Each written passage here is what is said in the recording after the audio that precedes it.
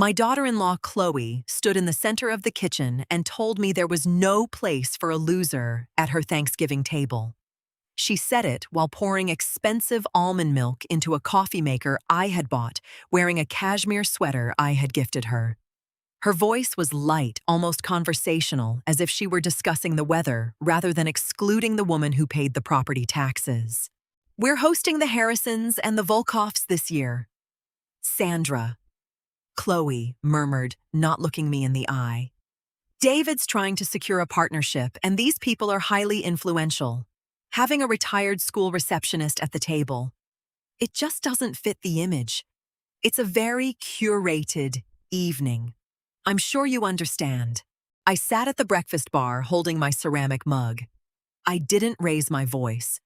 I didn't remind her that this suburban Connecticut house belonged entirely to me, purchased with my late husband's life insurance.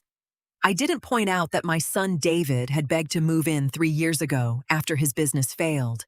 Instead, I set my mug down with a soft click. "I understand completely, Chloe," I replied. Her shoulders relaxed, a triumphant smile brushing her lips.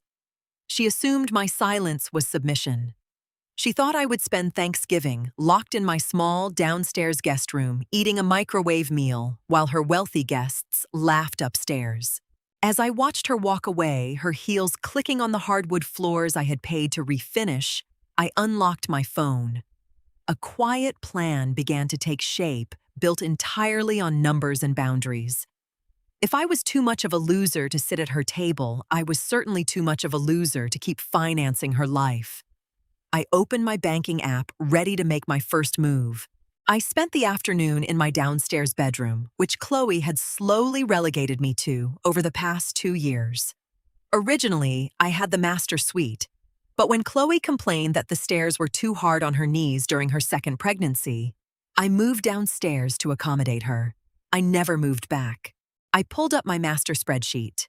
For years, I had quietly absorbed their expenses under the guise of helping them get on their feet.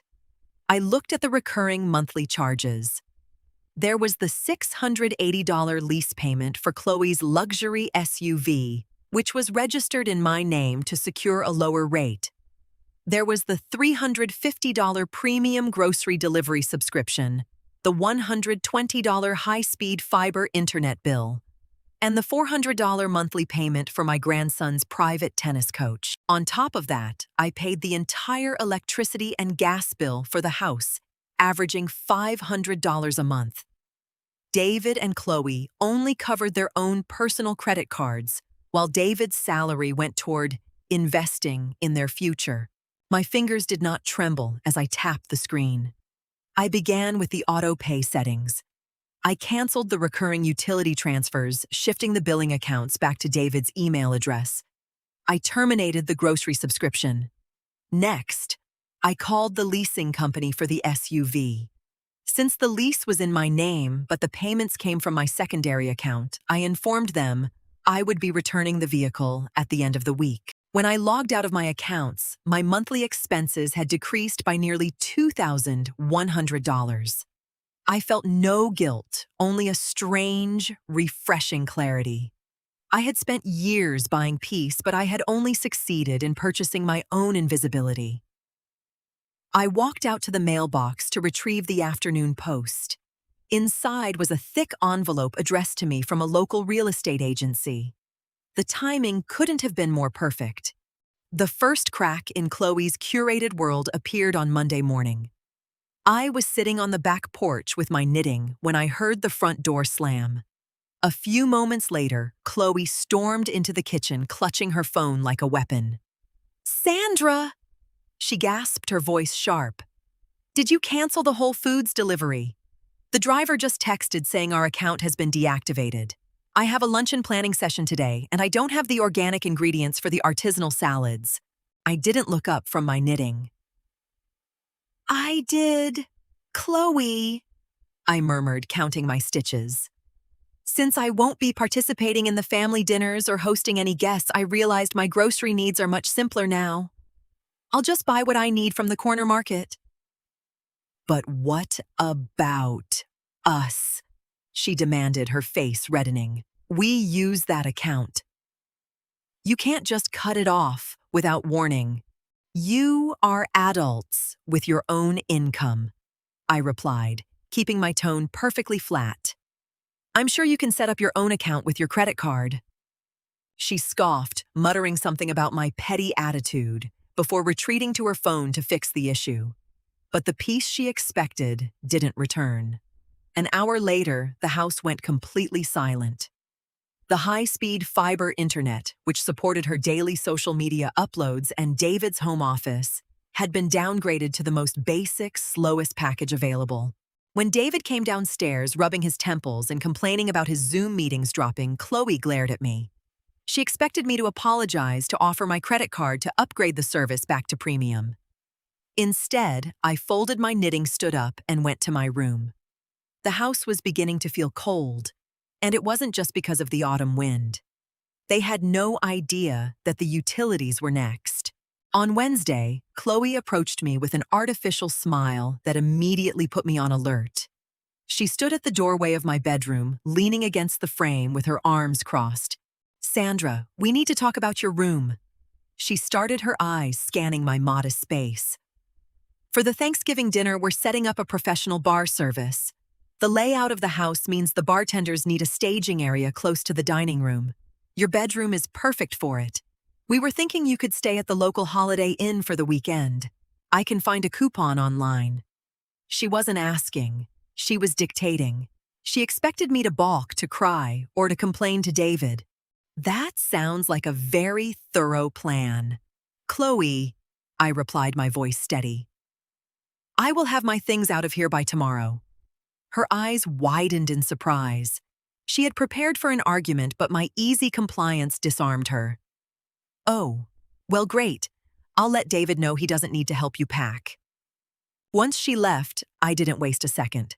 I pulled out 3 large suitcases I had kept in the closet. I didn't pack for a weekend at a motel. I packed for good. I carefully wrapped my grandmother's silver, my late husband's journals, and my personal documents. I called my daughter Rachel, who lived 2 towns over. Rachel had always seen through Chloe's manipulation and had begged me to move out of the house for years. Mom, are you sure about this?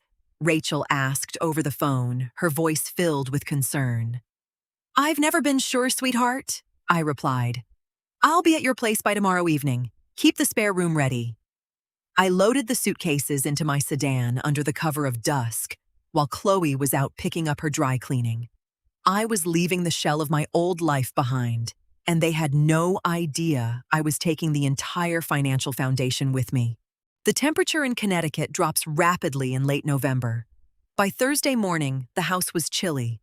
I heard David grumbling in the hallway, tapping furiously at the smart thermostat on the wall.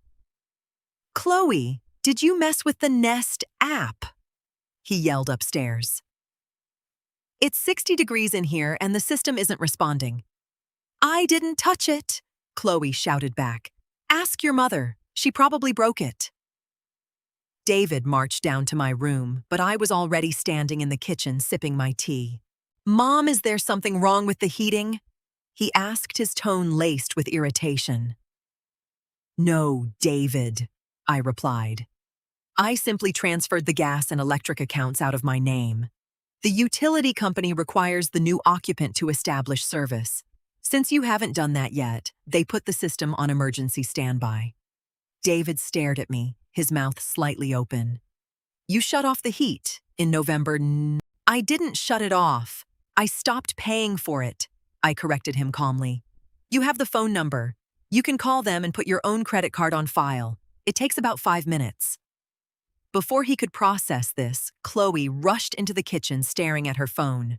My cellular service is SOS only. David, did you pay the family plan bill? The family plan is under my name, Chloe, I said, setting my teacup down. I removed both of your lines this morning. You'll need to open your own accounts with the carrier. I'm sure a successful property developer and a high society hostess can manage a phone bill. Chloe's face contorted in rage. Are you insane? We have guests coming in 2 days. How are we supposed to coordinate without phones and heat? With your own money, I replied, walking past them to grab my coat. The silence in the kitchen was deafening. I drove to Rachel's house that afternoon. The moment I walked through her door, the smell of fresh cinnamon and pumpkin spice wrapped around me. Rachel hugged me tightly, her eyes shining. "You actually did it, Mom," she whispered, helping me carry my bags into her cozy guest room. "I can't believe you finally stood up to them." "It wasn't about standing up, Rachel," I said, sitting on the edge of the bed. "It was about stepping out of a room where I wasn't respected." Meanwhile, my phone, now operating on a private line that only Rachel and a few close friends knew, began to vibrate. I had blocked Chloe and David on my main number, but David tried calling from his work phone. I let it go to voicemail. "Mom, please, call me." David's voice sounded panicked. "The leasing company just came and towed the SUV from the driveway. Chloe is hysterical. She had her committee meetings today and she has no car. Why did you cancel the lease?" I deleted the message. I had warned them. I had paid for that car for 3 years, yet Chloe had never once offered to drive me to my doctor's appointments, claiming her schedule was too packed with important networking. I spent the evening sitting on Rachel's porch, watching the sunset. For the first time in 3 years, my shoulders didn't feel tense. I didn't have to listen to Chloe complaining about the noise of my television, or David asking if I could chip in another $1,000 for his country club dues. Rachel sat beside me, handing me a warm cup of cider. "They're going to realize the bigger truth soon, aren't they?" "They will," I replied, staring out the window at the falling leaves. Chloe wanted a curated Thanksgiving. She's about to get exactly what she paid for. Or, rather, what she didn't pay for. My phone buzzed again in the quiet room. This time, it was a digital email notification. The real estate agency had finalized the paperwork. The house was officially ready for its brand new chapter. Most people assumed that because David and Chloe lived in the house, they held some claim to it. David had even started telling his colleagues that he was the homeowner to elevate his social status. But the deed was entirely in my name. When my husband Arthur died, he made sure the property was mine alone, free of any debt. I had allowed David to live there out of love, hoping he would rebuild his finances. Instead, he had allowed his wife to treat me like an unwanted housekeeper in my own home. On Friday morning, I met with Mr. Henderson, a representative from the local university's housing department. They were looking for a spacious, quiet home to lease for their visiting research faculty starting December 1st. "The property is in excellent condition, Mrs. Vance," Mr. Henderson said, reviewing the photographs I had provided. "The location is perfect for our professors. We are prepared to sign a 2-year lease today and pay the first 3 months up front." I signed the lease agreement with a steady hand. The monthly rent they offered was double what I had been spending on David and Chloe's bills. More importantly, it was a legitimate business transaction devoid of emotional blackmail. "Thank you, Mr. Henderson," I said, shaking his hand. "The keys will be ready for your tenants on December 1st. The current occupants are fully aware of their departure date." Of course, David and Chloe were not aware. They had ignored the subtle warnings I had left in the guest room. They truly believed I would crawl back, begging for their forgiveness just to be near my grandchildren. They didn't understand that a mother's love has boundaries, and mine had just been crossed for the last time. On Thanksgiving Eve, the quiet suburban street was lined with parked cars as Chloe's preparations reached a fever pitch. But behind the closed doors of the cold house, chaos reigned. Without the high-speed internet, Chloe was forced to use her cellular hotspot to coordinate with the caterers. At 4 p.m., the catering manager called her with bad news. The secondary credit card on file, the one Chloe had used for years for household expenses, had been declined. "What do you mean, declined?" Chloe shrieked, her voice echoing through the drafty living room. "It's a premium account. Try it again." "We've tried it 3 times, ma'am," the manager replied. Unless we receive a valid payment of $2,400 by 5 o'clock, we cannot deliver the food for tomorrow. Chloe ran to David, who was huddled near a portable space heater he had bought at a local hardware store. David, your mother canceled her credit card. The caterers won't deliver.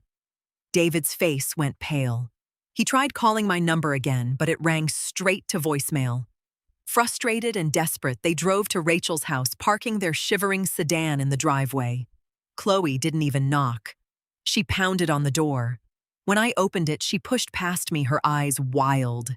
"Sandra, you have gone too far!" she screamed. "You are ruining our lives. The heat is off, my phone is dead, my car is gone, and now the caterers are canceling. Do you want us to look like fools in front of our guests?" I looked at her, completely unmoved by her hysterics. "You told me your Thanksgiving table had no place for a loser, Chloe," I said quietly. I agreed. A loser has no business paying for a winner's dinner. Please leave my daughter's house. Thanksgiving Day arrived crisp and freezing. While Rachel and I enjoyed a peaceful, warm turkey dinner with a few close friends, the scene at my house was vastly different. The Harrisons and the Volkoffs arrived in their heavy winter coats, expecting a lavish, curated evening. Instead, they walked into a house that felt like an icebox. David had tried to restart the gas furnace, but without a registered account, the utility company refused to override the standby lock. With no catering, Chloe had been forced to scramble at the last minute. She had spent the morning cooking a frozen turkey breast and instant mashed potatoes on a small electric stove, but without high-speed internet, she couldn't even look up recipes or stream background music.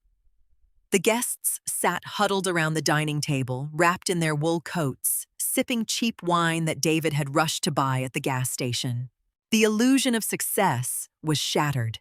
The influential partners David wanted to impress looked uncomfortable and eager to leave. "Is the heating system broken, David?" Mr. Harrison asked, rubbing his hands together. "Just a minor utility transition issue." David stammered, his face bright red. Chloe tried to laugh it off, but her voice cracked. The curated evening was a disaster. The guests made polite excuses and left before dessert was even served. By 8 p.m., the house was empty and dark.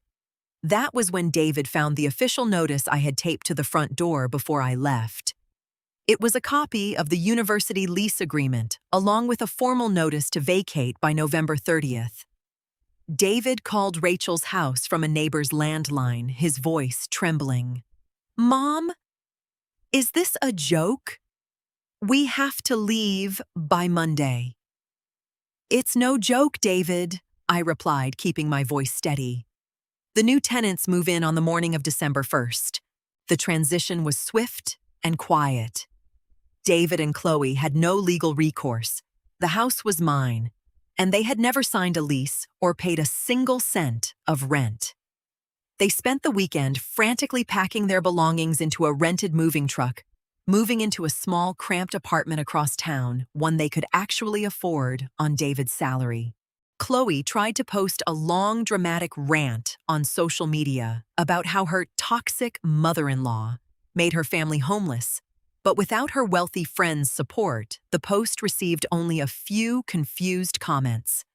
People quickly realized that a couple in their 30s living rent-free in a $1 million suburban home could hardly claim to be victims. On December 1st, I handed the keys to Mr. Henderson and the university researchers. The house was now filled with quiet, respectful academics who took care of the garden and paid their rent on the 1st of every month. My relationship with David is slowly rebuilding, but under strict conditions. He visits me at Rachel's house alone. We do not discuss Chloe, and I do not offer him financial advice or assistance. He is finally learning to stand on his own 2 feet, and the passive, easily influenced boy is slowly becoming a responsible man. As for Chloe, I have not spoken to her since Thanksgiving Eve. I don't harbor anger or bitterness toward her. She wanted a life built on appearances, and I simply allowed her to experience the reality of those appearances without my financial cushion. Today, I sit on Rachel's sunlit porch, holding a warm cup of tea. The air is cold, but inside, I am warmer than I've been in years. I am no longer buying love, and I am no longer hiding in the basement of my own life. I am finally beautifully free. Looking back, the biggest lesson here isn't about getting revenge. It's about realizing that setting boundaries doesn't require screaming matches or dramatic showdowns. Sometimes, the most powerful thing you can do when someone disrespects you is simply agree with them, and then quietly remove your presence, your energy, and your resources from their life. We often confuse endurance with love, thinking that if we just give a little more or tolerate a little more, people will eventually appreciate us. But the truth is, respect cannot be bought. Taking back your power doesn't mean you are being cold or cruel. It just means you are finally refusing to finance your own mistreatment. You don't have to set yourself on fire just to keep someone else warm. If Sandra's journey resonated with you today, or if you've ever had to walk away to protect your own peace, I would love to hear your thoughts in the comments below. Let's build a community where we support each other's boundaries. If you enjoyed this video, please hit that subscribe button and click the notification bell so you never miss a new story. Thank you so much for listening, and remember, your peace of mind is always worth protecting. See you in the next one.